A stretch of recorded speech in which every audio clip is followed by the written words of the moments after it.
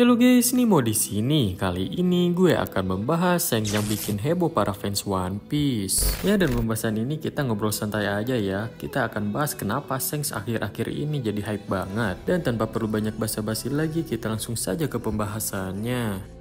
Ya guys, jadi alasan dibalik banyaknya Shanks sekarang yang dibahas di mana-mana oleh para fans dan bahkan para konten kreator One Piece termasuk gue sendiri, karena Shanks menjadi karakter yang paling misterius dan udah simpan dari dulu untuk diperlihatkan aksinya. Dan sekalinya diperlihatkan aksi dari Shanks ini pasti dan selalu bikin heboh. Ya contohnya aja yang paling baru, dia yang mengalahkan bajak laut 3 miliar berry dengan sekali serang saja. Padahal Kid saat itu baru beres mengalahkan Yonko lain dan keadaannya pun sehat walafiat. Sementara saat melawan Big Mom dan 1 versus 1 giliran dengan Law, Kid sangat susah ditumbangkan Big Mom. Padahal saat itu keadaan Kid gak sebugar ketika melawan Shanks. Ya karena sebelum melawan Big Mom, Kid beserta generasi buruk lain bersama-sama melawan 2 Yonko sekaligus yang sudah cukup membuat energinya terkuras banyak. Tapi saat melawan Shanks dalam keadaan bugar banget dan siap tempur, Kid malah tumbang dengan 1 kali serangan pembuka doang. Dari sini sudah terlihat jelas sih kelasnya Shanks jauh di atas Kaido maupun Big Mom, karena hal ini terlalu gila. Terlebih dia juga malah merendah ketika Kid datang karena bilang Kid terlalu kuat, tapi dia malah ngalahin Kid sekali serang doang. Gue pas lihat episode ini sih merinding sumpah.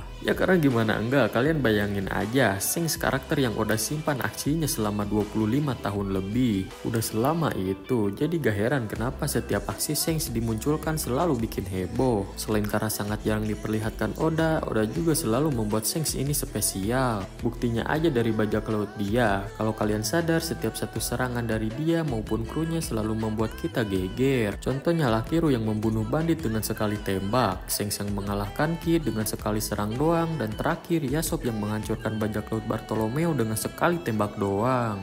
Kurang diistimewakan gimana coba Shanks dengan krunya ini? Masih kurang, Ben Beckman aja udah ungkapkan menjadi karakter yang memiliki IQ tertinggi di One Piece. Terus kekuatan Shanks dengan krunya juga tidak berbeda jauh. Udah gila sih ini, ya ibaratnya ada beberapa kekuatan setara Yonko dalam bajak laut Shanks ini. Ya setelah gue kumpulin beberapa fakta gila tentang Shanks ini, gue baru sadar ternyata Shanks dan bajak lautnya sekuat itu dan disespesialkan itu. Gue sendiri sih gak ngelebih-lebihin, dan yang gue katakan tadi adalah fakta yang sudah terjadi di manga maupun anime. Dan sekarang malah muncul teori baru kalau Shanks terlibat dalam penangkapan Loki, sang raksasa terkuat di Elbaf, yang bahkan memerlukan seluruh kesatria Elbaf untuk menangkapnya. Dan pastinya ada ribuan raksasa yang berusaha mengurung Loki. Dan kalau Shanks memang terlibat, ya jelas hal ini membuatnya menjadi salah satu Yonko. Karena kejadian ini 6 tahun lalu di dunia One Piece, dan Shanks menjadi Yonko juga 6 tahun lalu. Dan ini juga mungkin jadi salah satu alasan kenapa Shanks sangat dihormati di Elbaf, karena jasa besarnya dulu yang membantu mengurung Loki. Ya tapi itu hanya teori aja, dan sekarang di chapter terbaru muncul sosok yang mirip sekali dengan Shanks tapi di pihak pemerintah dunia. Ya jelas membuat para fans heboh lagi. Satu Shanks aja bikin geger, sekarang ada 2. Aduh makin gila sih Oda. Dan sosok ini sepertinya pemimpin baru dari Holy Knight setelah Garlic naik jabatan menjadi Gorosei.